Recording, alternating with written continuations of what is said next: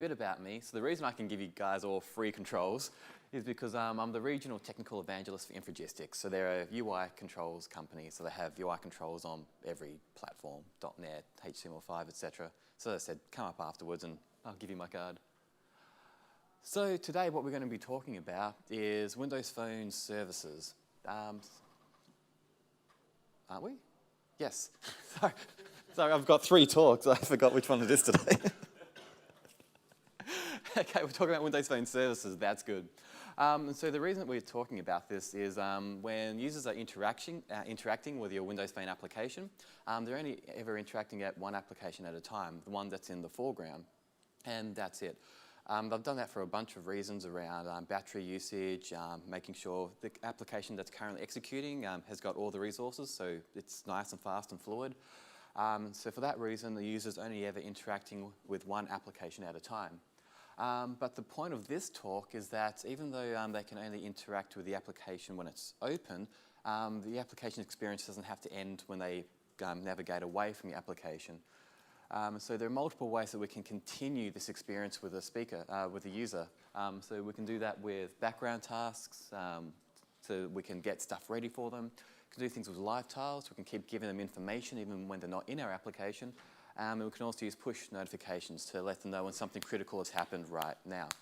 So this is what the talk is going to be covering today. Actually, that's what the next slide says. So that's what we're going to be covering today. We're going to talk about what makes a great app versus just a standard app. We're going to look at how background tasks, live tiles, and toast notifications can help us with that. Then after we've looked at those, which we have to do locally, we're going to look at Azure Notification Hub, which allows us to do it up in the cloud and push these things down to the Windows Phone. So if that's not what you thought it was this morning, now's the chance to escape. So let's just start off with making great apps. So there are good apps, then there are exceptional apps. So good apps are what most of us can make. While the user has it in front of them and they're interacting with it, we can engage the user. That's well and good. But when they navigate away from it, it's out of sight, out of mind. Now, exceptional apps are the ones that keep engaging the user well after the application has been closed. Now, my favorite example of this one is an application called Call Credit. I use this one on my phone all the time. So what it allows you to do is you can put in the login details for your mobile phone provider, and it will periodically poll the server and check what your current phone balance is. So when you have the application open, you get really detailed stats. You can see how much credit you've used, how much is remaining, what your daily average should be, but your daily average is currently that much. Same with your data usage. Now this is great when you've got the application open, but with something like how much credit you have left on your phone, that's something that you want to keep being told. So this is where the live tile comes in handy, and it saves me a lot of money over the years. So it just updates automatically for you. And it does that through background workers. So it's because it's going out to multiple different telcos, and you set it up which one it's going to hit. It periodically uses a background worker to just every 15 minutes goes off, hits the telco, brings back the data, and then it goes and updates that live tile. So there's a great example of an application which was great but has become exceptional to me because I don't have to keep opening it up to find out what my call credit is. So because we just saw that that application uses a live tile, I'll dive in and we'll have a look at live tiles. Now, all of my code demos today are about 4 to 6 lines of code, each demo. So all my demos are there to show you how to do each one of these things and to show you that it only takes 3 or 4 lines of code to do each of these. So it's really easy to get all of this stuff into your application just like that. So it's really easy for all of you to start making exceptional applications. So live tiles, so anyone who hasn't listened to a Microsoft marketing talk in the last 5 years, here are live tiles. The point of them is that they can convey information outside the app. So we've got Skype, we can see that we've got 4 calls that are there waiting for us. We've got the messaging apps, we've got 10 messages waiting for us, and we've got the Contoso application saying that there are 21 notifications that we haven't looked at yet. Now, all of the Windows Phone SDK lets us interact with these tiles and update them as we want. Now, there are a few different types of tile templates that you can use. We've got the standard type of tile, which is what Windows Phone 7 had. Windows Phone 7 had this. They've updated to a flip tile. So with this flip tile template, you've got three sizes, small, medium, wide. And you've got a front, you can set a notification badge number on it, and you can also set what's going to be on the flip side of it. So you can set the background image separately for the front and the back. You can update the content separately on the front and the back. So most applications are probably going to use this style. The second style that we've got is the iconic tile. Now, if you've used a Windows Phone before, this is what your mail tile looks like. So you've got an icon of an envelope, then you've got that. And in this case, I've set a wide tile so that when it's wide, it actually brings up the latest mail as well as the iconic tile showing you how many are there. So I've got two different demos today. One's going to be showing the standard tile. So the first one's going to be showing the iconic tile, and then later on at the end when I'm getting into Azure, I'll be showing the standard tile, just so we can see that there are two different ways of doing it. So updating a live tile, it looks like a whole bunch of code, but it's really only 3 lines that have been rolled out. If I can find at this point. So the first, actually I'll just do it in code instead of just pointing it there. Number 8.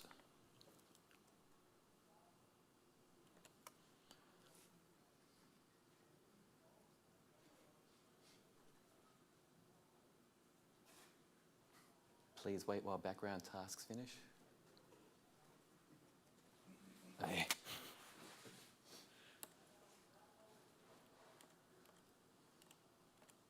Yeah, that's fine. That's fine.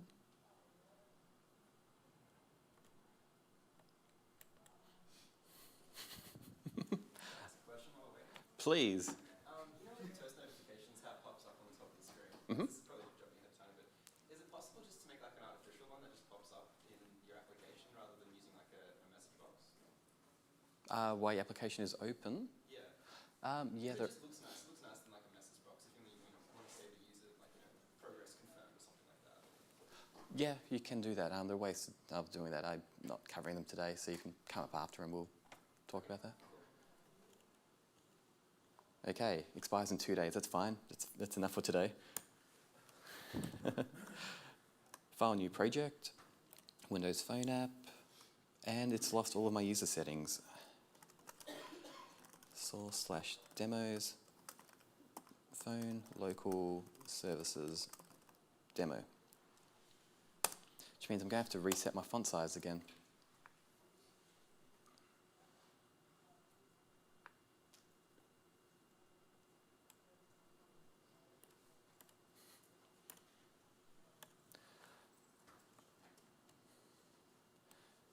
Okay.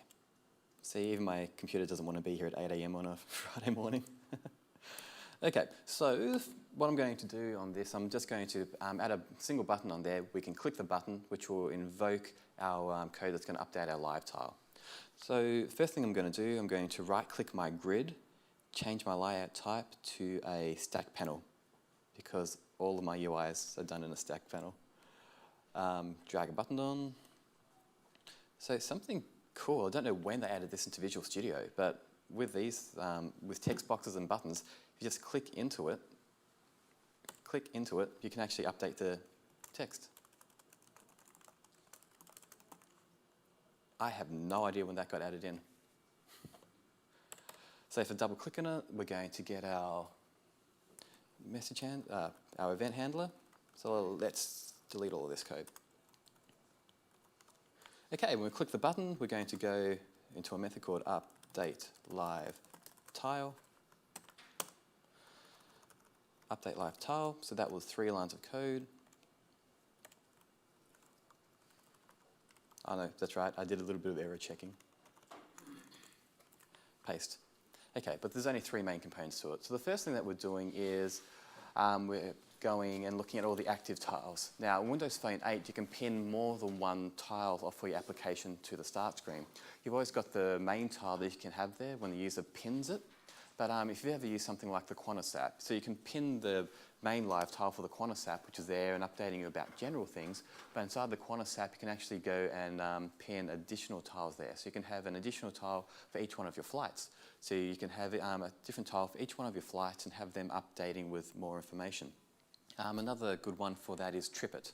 So with TripIt, you just forward all of your flights and hotels and accommodation to it, so you've got multiple trips. And so with that, you can pin multiple tiles to your start screen, and it will show you the next flight for that trip. So this is why we go first or default. So this is going to give you all the active tiles, which may be 0, 1, up to however many. So we're just going to grab the first one. We're going to change the tile on that. So step 1, actually get a handle to your tile. This is just to make sure that we do actually have a tile, because they haven't pinned anything to the start screen. There's nothing for us to do. They have pinned one to the start screen. Step 2 is just create a new one. So we're just creating a new iconic tile. We're setting up some things in it. So we saw that in my screenshot, the iconic tile had a number, which was a number of males, something like that. So just to show that it's doing something, whenever we click the button, we're just going to take the current minutes to 27. We're going to just change the title to say 27. We'll set the title to TechEd Demo, and then we can set up some icons.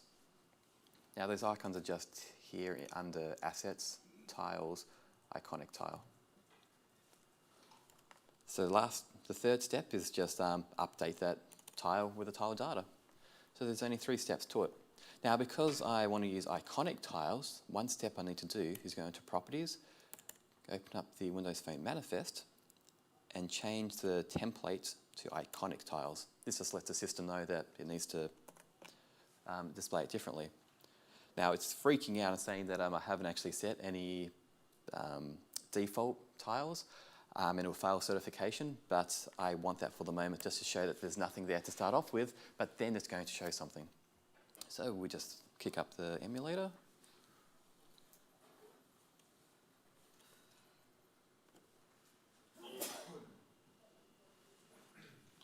Debugging, launching, there we go. First thing we're going to do, find my application. We're going to pin it to the start screen. At the moment it's blank because we haven't set anything for it. We haven't set a title. We didn't set up in Visual Studio what the default should be, so it can't do anything. So if we launch the application again, hit Update Live Tile, we go back, there we go. We've got some nice animations and it's set it to 28. So that's how easy it is. Now, in this instance, we did it within the application code. So while the application was running, we updated the live tile. Now, there are a number of reasons why I might want to do it. The best example for me is Angry Birds. So while you're playing Angry Birds, whenever you complete levels, you get a number of stars. So what games like Angry Birds do, or Cut the Rope, once you finish the level, they actually go and update the live tile and they show you what your score was and how many stars you got on it. So that's a nice way of, once the user has gone away from your application, they can remember, oh yeah, got up to that, and then they want to engage your application again. So again, all this is giving the user more reasons to engage with the application constantly.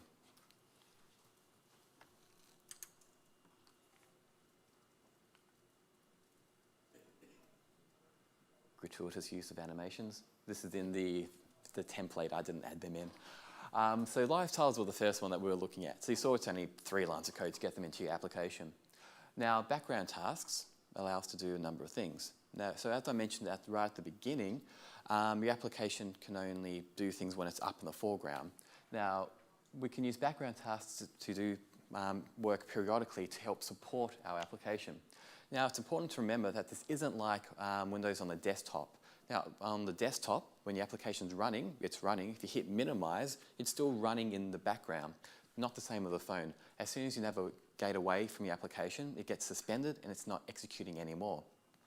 If you want to do any work in the background, you have to use background tasks. So these are a different worker that gets executed periodically by the phone.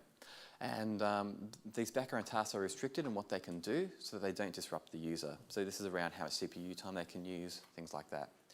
And so the reason Microsoft did this was because if you've only got one application that can run at a time in the foreground, and in the background you don't have applications that are running in the background, you just have periodic background agents running, then that means you get longer battery life. So that's the main reason that they did that. If you just had on your phone, it's like Windows Desktop, and you had 50 applications all still running in the background, your CPU would just be pegged all the time. So periodically, your phone would just the system will check if it's okay to run a background task right now. And so it's based off a number of different factors. Most of them are around resource availability. So the current amount of RAM that's free, the current CPU utilization, if the phone's currently in battery saver mode. And so they've done this, if your phone is currently, the user's interacting with the application, then the CPU utilization is at 100%, you probably want to kick off some background tasks to do something, because that's going to make your UI start to get a little bit jittery, bad user experience, so the phone will just delay executing that background task. Another thing to be aware of is that users may disable your background tasks. So your application may go and create a background task, and you may think the background task is always going to be there doing stuff for you, but users themselves can disable them. In fact, I disable a whole bunch of background tasks on my phone just because I've got too many of them there. And so something to be aware of is that it may never actually end up executing. Your background task may never happen. So it's important to make sure your background tasks are additive to your application. All the core functionality should be in the application itself. Background tasks are just there to add sugar over the top of your application. Okay, so when should we use background tasks? Whenever we need to poll data periodically. So we saw the core credit application. So we want to periodically pull back our current status of the credit. Another example is the weather. So periodically we just poll and pull back the weather. Another great reason why we may want to use background tasks is to pre-fetch data. So things like Twitter, the stock exchange, maybe you want to go periodically go and just pre-fetch the data, so the next time the user goes and launches the application, the data's already there and you can display something to the fresh data to the user straight away, rather than them launching the application, waiting for it to refresh and then going. So it's a way to make your application look like it's really, really fast and snappy. Another great reason to use background tasks, and which is why I've had to do them sometimes, is when you don't control the back end. So Core Credit is another great example of that. They don't control the back end of Virgin, Telstra, Optus, etc. So that all they can do is just periodically poll those servers and pull back data. Later on, we'll have a look at different ways that we can do this when we do control the back end. But for most of us, we're probably going to use background tasks if we're just building applications to display data. So we'll have a look at how we can use background workers with live tiles. Now, in the first demo, we showed that we can do it while we're in the application. There you go, that updates to 33. But with Core Credit and the weather, you want to go and update that live tile periodically in the background. So to do that, we're going to need a background worker. So step one, we're going to right-click the solution and we're going to add a new project. So we'll go right down the bottom. We've got a Windows Phone scheduled task agent. Just going to leave that as scheduled task 1, Windows Phone 8. Cool. I'm just going to rename this class.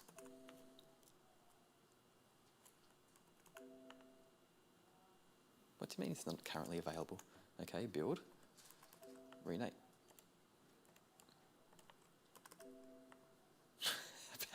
Apparently, refactoring is not available. Refactor, rename. Demo scheduled agent. Okay, awesome. So we've created that task.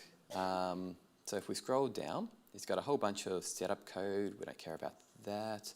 We don't care about exceptions. The one thing that we do care about is this bit, the on invoke. So whenever our background agent is invoked, this is our chance to do something with it. So we're going to replace this to do with update live tile. Generate the method. Now to update this live tile, we're just going to cheat. We're going to go back to this one, grab this code, and just put it into our background agent.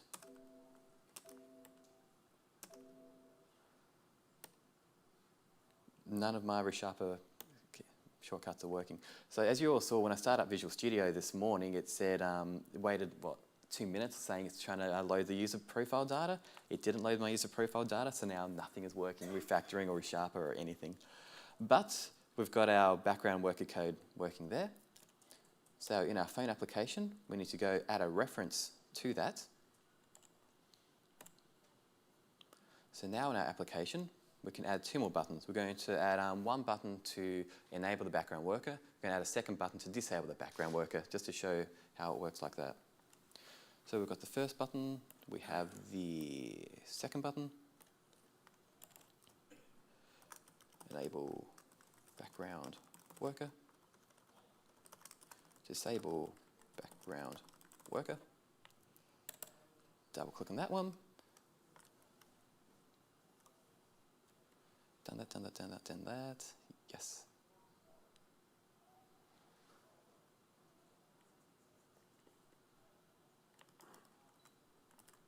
Paste. Build.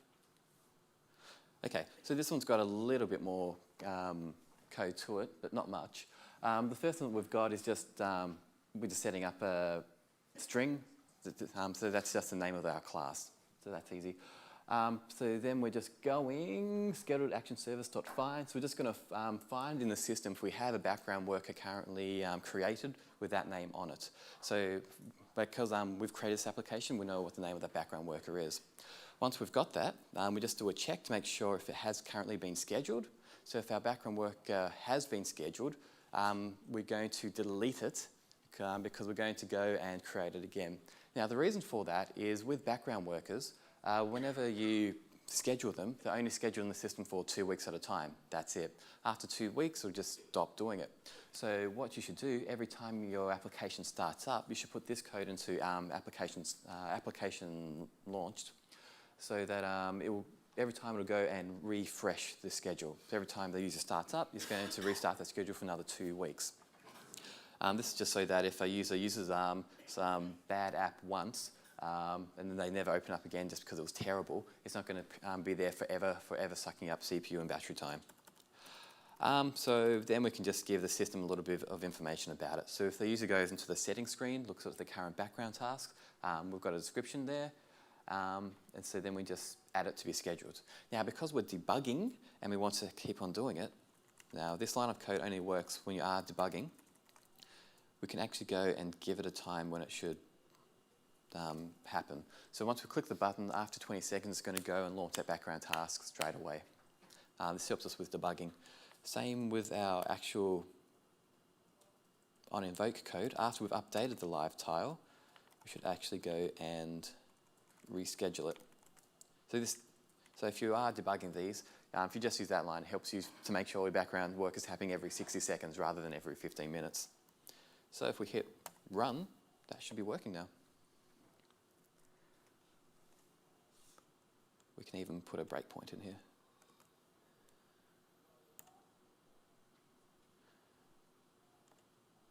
No, and so none of my shortcut keys are working, none of the integration is working, but I'm fairly sure it worked. If we go down to here, we should see it update to 39. No.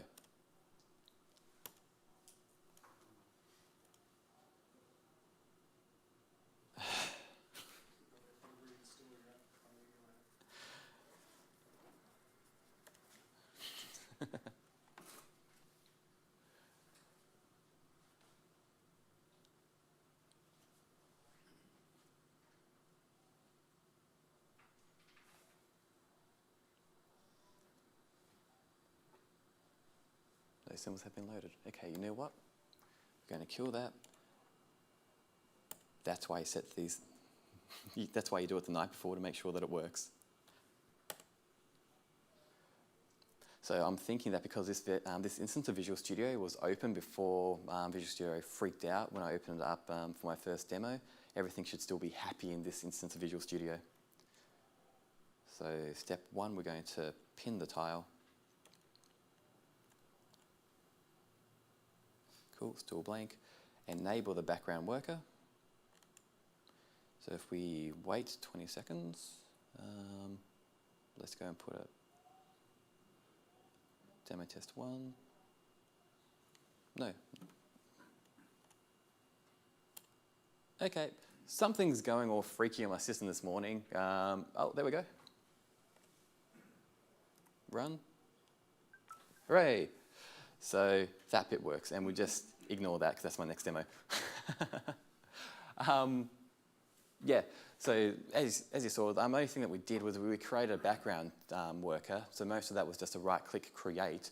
We just went into the to-do section and then we just pasted in the code that we had there to update the live tile anyway.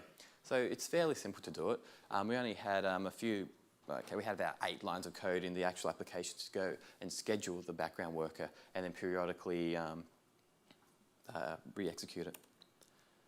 So let's disable that background worker. Let's close all and just hope that it's going to, actually, let's turn it off and turn it back on again. So while my computer's doing that. So background workers, they're great and all, but they're very limited on what they can do. So there are API constraints. So for example, background workers can't use anything to do with a camera or the microphone. That's just to stop any spy applications on there, so you can't periodically keep listening to what the user's doing at the moment.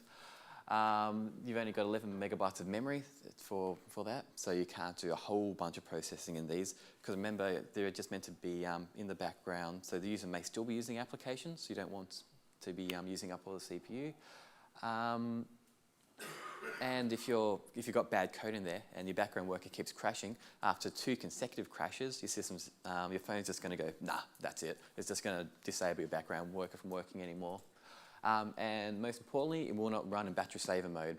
So when you get down to the last 10% of your phone will automatically go into battery saver mode, and it disables all of this extra sort of work. Because it figures you probably want an extra hour of battery than having a little bit of extra niceness in your application. Now, there are 2 different types of background tasks. The one that I just demonstrated was a periodic task. Now, this is one that will run approximately every 30 minutes. But it may shift due to a busy system. As I said, every 30 minutes or so, it's going to go and say, can I execute now? If it can, it will. If your system's too busy, it may just shift it off. And you've also only got a maximum time of 25 seconds to do stuff in this background worker. If you take longer than 25 seconds, the system will just kill it. So make sure that you've finished everything before that time. Now, if you do need more time than those 25 seconds, the second type of task is the resource-intensive task. Now, the only difference in this is that you get 10 minutes of execution time this time, but there are a whole bunch of restrictions around this. The phone must be plugged into power, it needs to be on Wi-Fi, you need to have more than 9% of your battery left, so that means it's plugged in, it's charged up, and then it goes, okay, I'm charged up enough now, we can do some things. And the device has to be not currently in use. The screen has to be turned off. So this means it's probably going to be when the user is asleep at night and it's being charged next to the bed. Which means if they don't have the phone connected to Wi-Fi, this is never going to happen. So some reasons why you may use a resource-intensive task is things to do at the end of the day when the user's not using their phone. So examples of that could be, lots of people I've seen at TechEd have been wearing those exercise wristbands, the Fitbits. So for example, you could, during the day, go and use Bluetooth to pick up what's happening on your Fitbit during the day. Then at the end of the night, you may go and just start processing all of this data. So you can process it, look at the averages, generate all of those charts. And you can do that each night while the user is sleeping. Now, your background task can actually have both of these. So periodically, you can keep doing this every 30 minutes, and then when it gets a bunch of time at night time, you can do some additional stuff. Some other one that I wish that would do this would be Spotify. I wish that Spotify at the night in the night time would go through, look at all of my offline lists and automatically go and sync them for me, but it doesn't. So many times I'm on the train, I've got a crappy network connection, I've gone, oh, I'll listen to some music offline now. Oh, it hasn't synchronized it. So I wish they would do it for that. So after background workers and live tiles, we have toast notifications. Now, toast notifications, if you've ever used it, if you've ever used a Windows phone and you've received a text message, that's what a toast notification is. It pops up at the top, gives the user a bit of information, and then it's gone. Some important things to know about toast notifications. They only appear when the application is not active. So if your application is active, you can't pop up a toast notification. Now, you can get around this with things like raw notifications or using a control vendor. Hey. But if the user misses it, then it's too bad. It's not like iOS, how they have a notification center. You can keep displaying notifications, the user can go back and look at them all. Windows Phone, it happens once. If the user's not looking at it, then too bad. So there are pros and cons of this approach. And me, I like this approach just because every time I pick up my iPad in the notification center, there's like 50 notifications. I have to go clear. So pros and cons to whichever way you go about it. One cool thing though is when the toast notification pops up, the user can click on it, which will go and launch your application. Now you can optionally set this navigation URL property in your toast notification so that when the user clicks on the toast notification, it will launch your application, but then it will navigate to a page that you set. So maybe, for example, an eBay application. So when the user clicks on the tile, it will launch the eBay application, but then take them to a particular page within the application to show the details. So let's go back to the demo.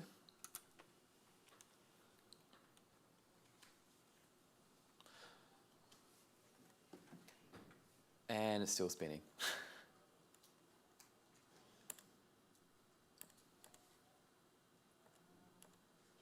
What? I didn't even do anything with this one.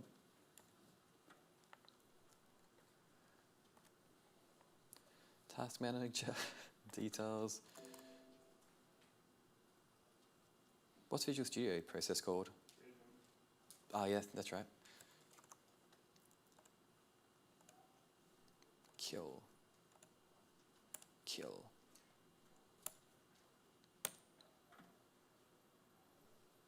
Hey, that's quicker. He says with a pinwheel. Okay, file. Open project. Wait, where's the recent one?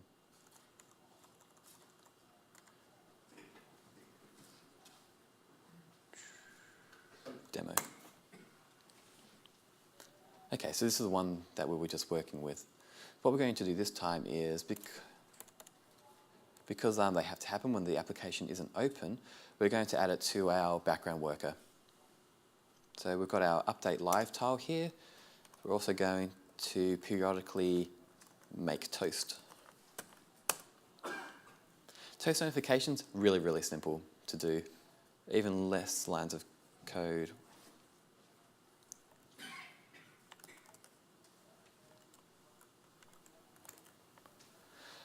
There you go.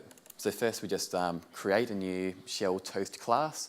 We set the properties on it. So we're going to set the title to TechEd demo. Then we're just going to pop up what the current time is. Once we've set up the live tile, we show it. That's it. Even easier than a live tile. So you would use these toast notifications when you have to tell something to the user now. But again, it's kind of time sensitive. So if they miss it, it probably doesn't matter. If it's something that they need to know about, you may send the toast, and then you'd probably update your live tile to have a notification icon on your live tile to say you have one notification you haven't looked at yet. If it's that important, you'd probably use both of them together. So if we hit F5, we're going to launch everything again.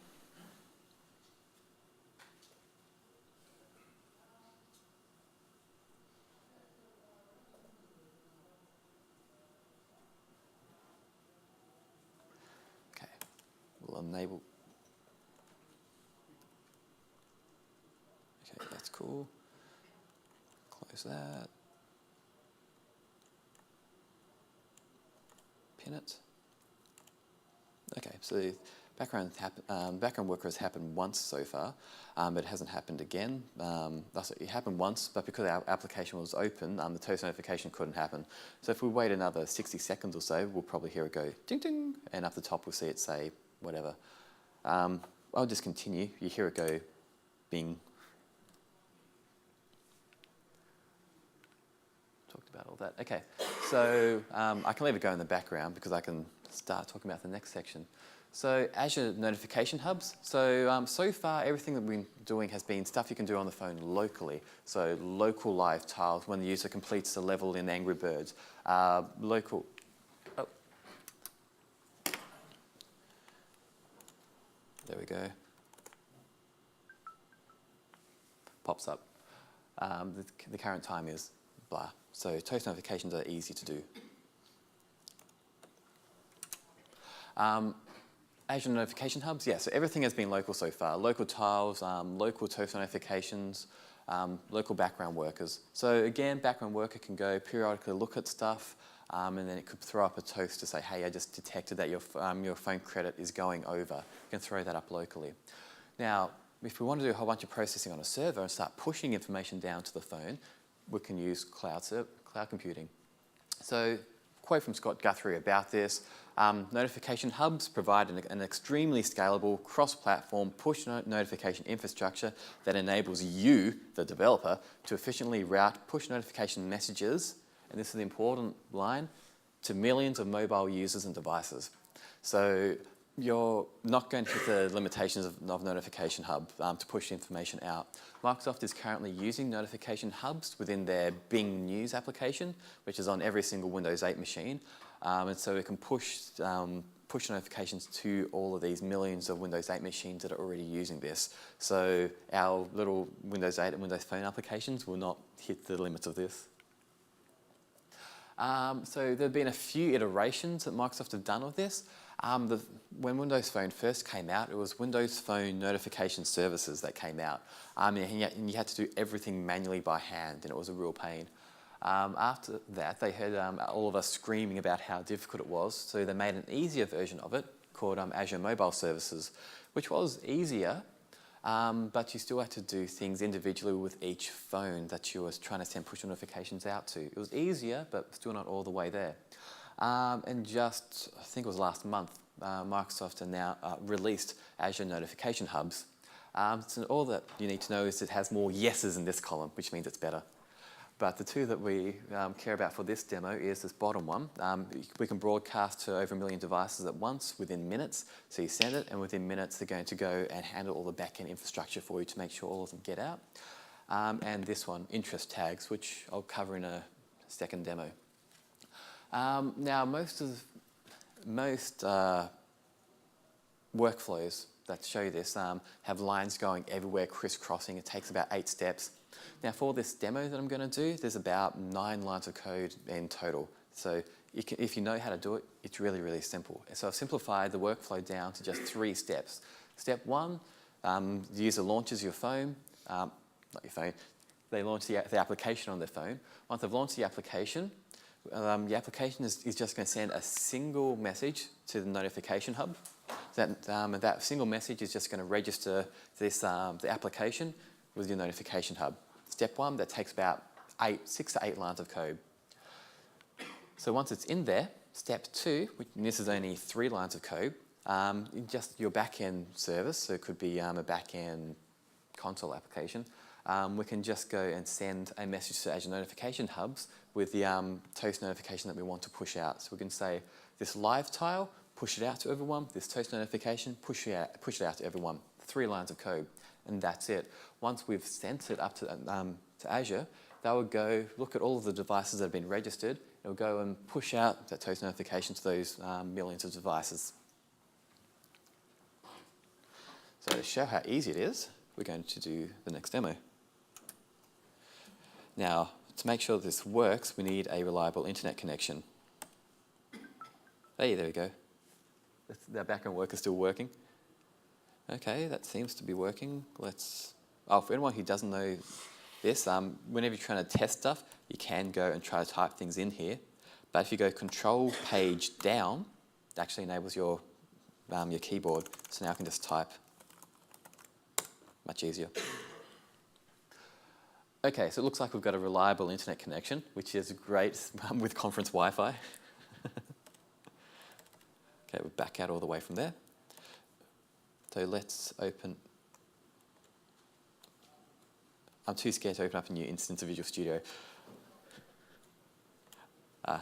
Step 1, let's actually go back into here, disable that background worker, so it's not going to keep popping up every 60 seconds. Kill that. So within this working instance of Visual Studio, I'm going to go File, New Project. We're going to create a new phone app, and we're going to call this Phone Azure Services Demo. Hit OK. Okay, so we have this new blank phone application that we're going to enable Azure Notification Hubs in. So I'm going to take you through complete end-to-end.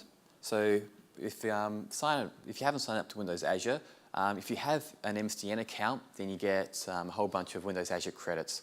It ranges from $50 to about $150 worth of credit. If you're working for a company that has an MSDN subscription, just grab the token that's when you log into MSDN to go and download Windows 8 and that. There's a big notification there saying, hey, please activate your Windows Azure benefits. But anyway, Notification Hubs to use for up to 500 devices is free anyway. So for most of us, most little phone applications that we make, we're probably not going to hit those limits anyway. So it's free to start playing around with. To get started with it, once you're logged in, you go New, Notification Hub. So all of this is actually backed into the back of Service Bus. So with Service Bus, you have queues and relays and things like that. So this is how they made it scalable to go to push it out to millions of devices, because it's all built on top of that BizTalk Service Bus stuff. So we're going to hit Create. We're going to set it to Southeast Asia. For anyone who hasn't heard, in 2014, so next year, Microsoft are releasing new Azure data centers in Australia. So they're going to have them in Victoria and in New South Wales. So they never say which city it's in. We all know which cities, but they say Victoria and New South Wales. They're going to be releasing them next year. So let's call this TechEd demo, and let's just put in a number just in case someone's already done it. Thinking. And for some reason, it's giving me the namespace of TechEd demo test 2. That's demo gods today. Hello? And that namespace is not updating. Fine. Let's re-log into Azure.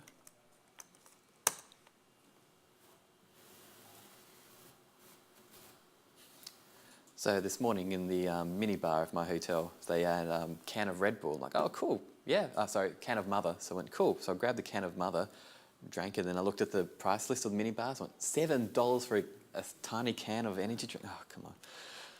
So I had one. Obviously, my computer didn't have one this morning. I would happily pay $7 to make my laptop work right now. Okay. And it's still in there. Whatever.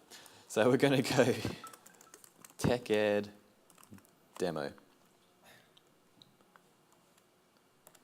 Create a notification hub. It didn't create any of the other things that I wanted. Okay. It's there anyway. So we have TechEd demo. We can see it's active. If we open it up,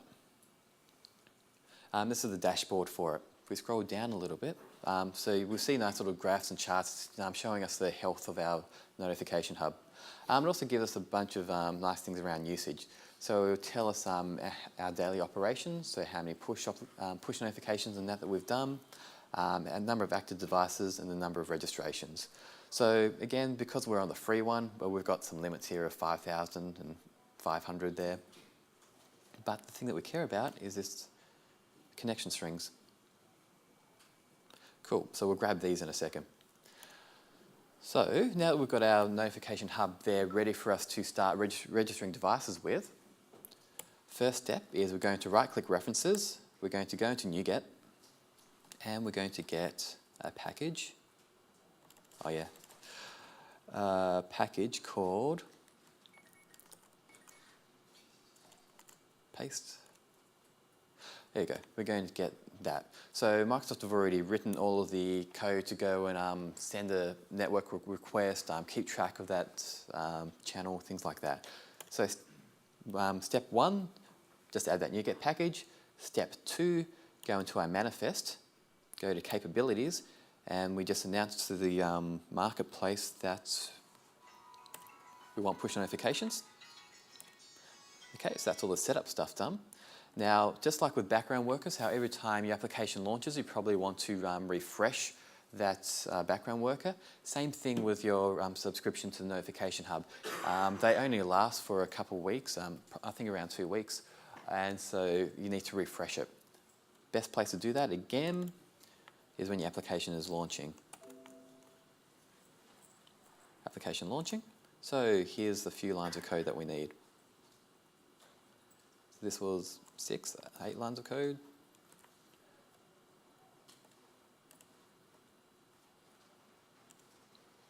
Okay, so first we just go find and try to find one of this name. So this is going to check on the phone locally if we have previously registered this application. So if it has one, that's fine, we can just continue. If we haven't already set one up, then we just go create a new one. We just tell it to open a connection, and then we just tell it, we tell Azure Notification Services what kind of stuff this application is registering for.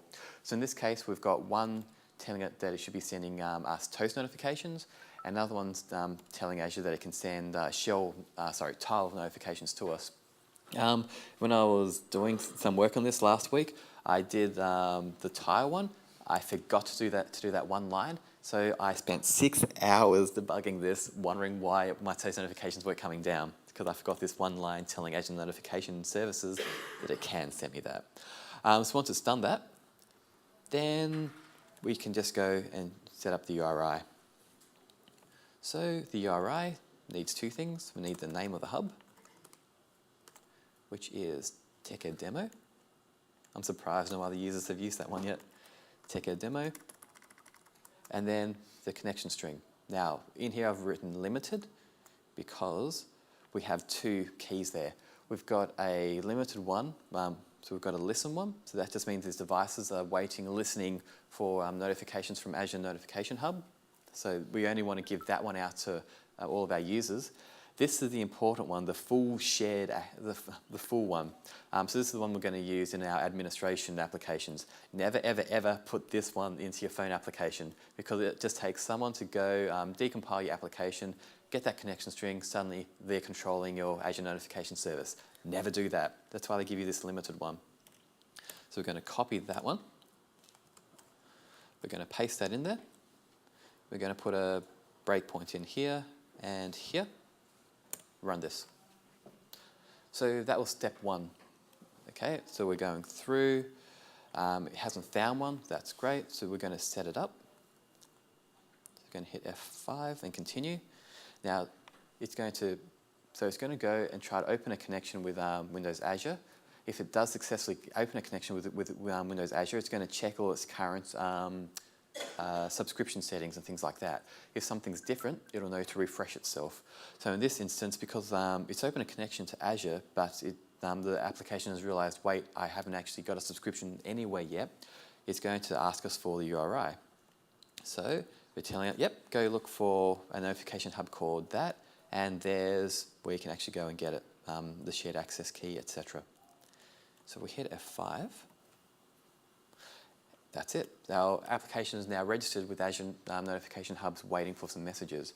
In fact, if we go back to the dashboard, don't know how often this refreshes. Okay, it doesn't say it there yet, but if we go over to one that I was working on yesterday, oh no, that's right, because the one I was trying to do yesterday, I was trying to do it on hotel Wi-Fi, so I just never got that far. But you will eventually see a number of active devices. Okay, so that's all we had to do on the phone side, those 6, 8 lines of code, which you just copy and paste off MSDN anyway, nothing for you to write. The second step is we now need to create a server process, or something that's going to go and tell Azure, hey, go and send out those notifications. So I'm going to create a new console app. So in this console app, same thing, we're going to go and add a NuGet package, because Microsoft has done most of the work for us.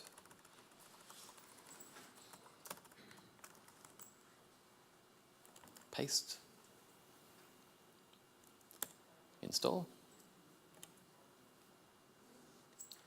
Okay, so on your server process, it's even less lines of code.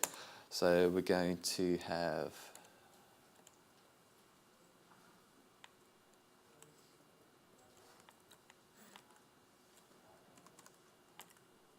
paste, bring in the namespaces. Okay, so in our main method, I'm going to send toast notification async.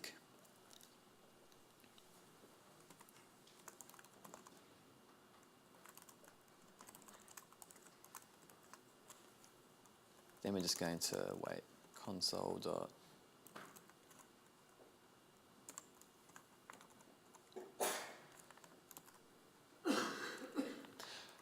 Cool. So in this method, we're going to pass in a string. So that's a string that we're going to set up on our toast notification. So we take that in. We've got a notification hub. So we set that up. And so this time we want the full connection string, which is fine, because we're never going to give this one out to users. So TechEd demo, we're going to go back to connection strings. We're going to copy the full access signature, paste it in with quotes, paste it in there. Hub name was TechEd demo, but I'm going to copy it. Okay, so that's set up. This is one line, so XML. So when we do push notifications to phones, you do it as an XML package. There are helper methods you can get out there to write the XML for you. I'm just doing it as XML just to show that there are different ways that you can do it. So in your XML payload, you say what it is. In this case, it's a toast. You could also do live tiles. In the toast, we've got a bit of XML saying what the text for it should be. So in that case, we're going to pass in whatever we passed into this method. So yeah, one line of code, second line of code to create the toast, third line of code, we just go and push it out to Azure. That's it. So if we right click, debug, start it,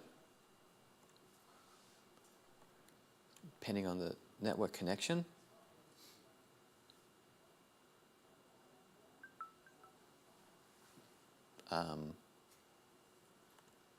what?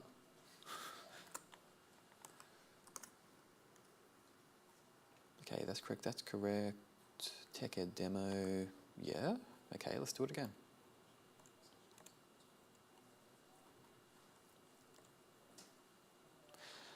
$400 bad request. How is it a bad request? There's no target applications. It does because of my phone application registered itself earlier. I don't know. Are you setting the console to start up? No, I'm doing a right-click debug, so it's the console application is that one. So I didn't set it as startup. Review the credentials. Okay, let's just check that I'm using the correct one.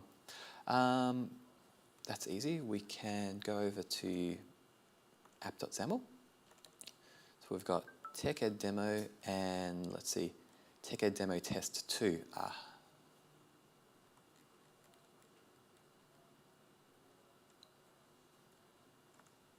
Service bus. Oh no, TechEd demo test 2. Listen, TechEd demo. Yeah, we did all of that. Okay. I don't know. It usually works. You can see that it should be working, but as you've also seen, nothing on my laptop is working this morning at all. So in a perfect world, that would be working right now. The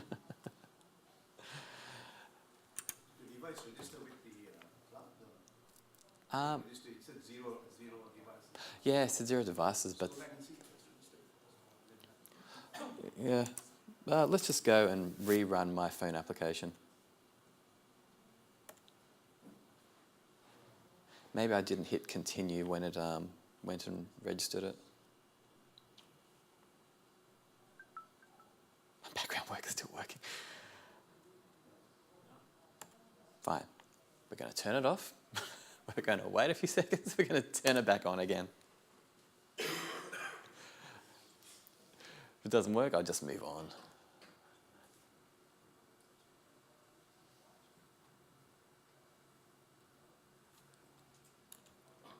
Okay, we've hit that breakpoint. We'll wait a few seconds. And it should hit this one. Should hit this one. Hey. Continue, continue, continue.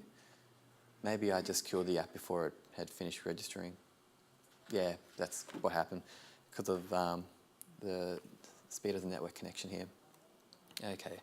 So if we right-click the console application, go debug, start new instance.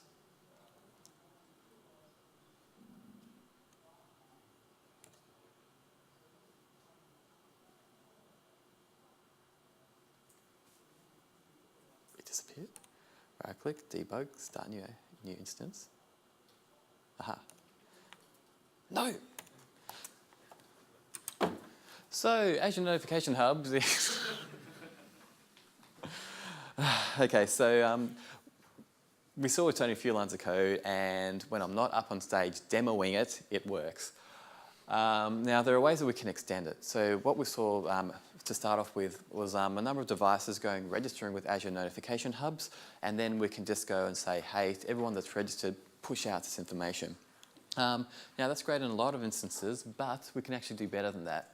Azure Notification Hubs also has this notion of tagging those the users when you're registering them.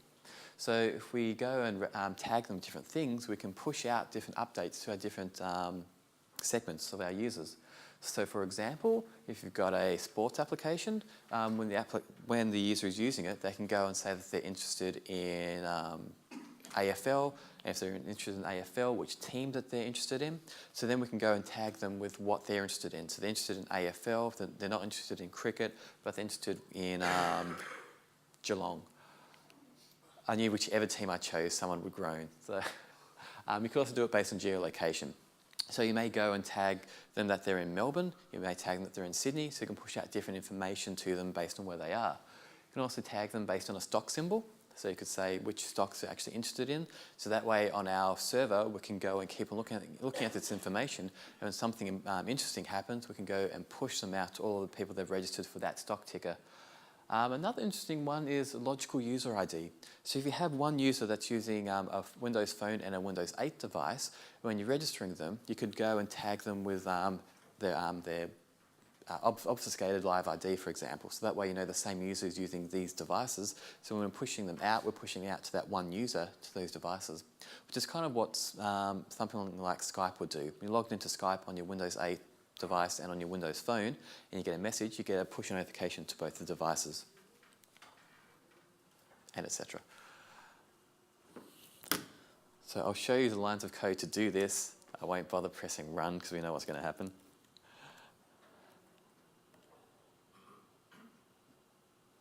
Oh, yeah, that's fine. So we're going to, when we send the toast notification, so sorry, this is on the server side. When we send the toast notification, we can say which tags we should be sending it to as an optional thing. So we put in tag there. Up here, we're going to take in a string of the tag, and the default we'll set it to null. That means that's a C# optional parameter for people who haven't seen it. So that way this method call is still valid, and then we can send out multiple toast notifications. So let's go back to our phone application for a moment. Now when we start up and we do this registration, if we do a comma, we can see that there's another method parameter there called tags. So we can say that they're interested in the stock ticker of Microsoft. It's an IEnumable, new string Microsoft. They could be interested in Google, etc. So if we ran that and a network connection was working, it would go and register it correctly. And so then on our server side, we can go and send a toast notification. We can say Microsoft stock just went up. And then we can pass in the tag for all those users that it should be doing it to. And so for the example of our user that we just did then, we could set another one for Sony. We can have another Sony specific there. Sony, da da da da. So in my demo, I did it like that. So then we would run our phone application. It would register for the Microsoft tag ticker. We would run this. It would send off both those toast notifications out to all of our users, but then inside of our emulator, we would only get one of them working. We would only get the Microsoft push notification. We wouldn't get the other one. And so the same thing again can happen with pushing out toast notifications. So I had another one here where we would have been pushing out an XML payload for a live tile update. And so same sort of thing, you could have it as an eBay application. So the eBay server would be there looking at things. Whenever the bids get updated, you can go and push down a new live tile to you. So in your application tile, you can have the image of whatever item they were bidding on, and then you can set a dollar symbol on to show them what the current bid currently is. So they don't have to keep opening up the application. In a perfect world, I would show you that. We're not going to. Yep.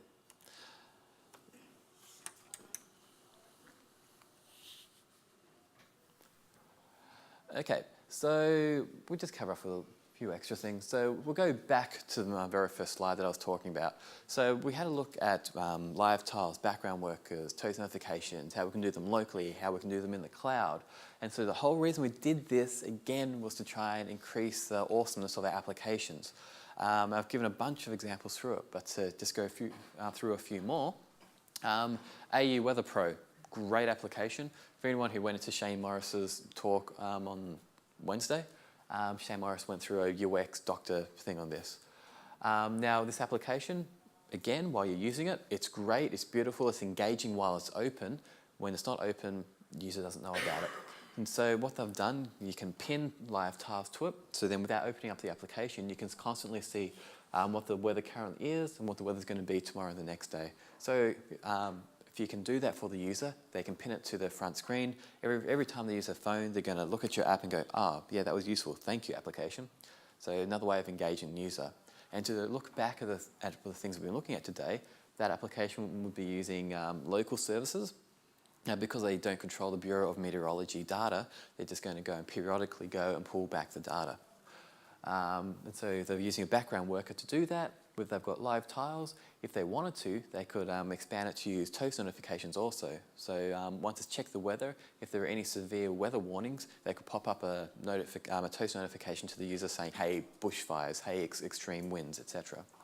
So that's an example of an application using local services to make the application exceptional. Another one would be something like an eBay application.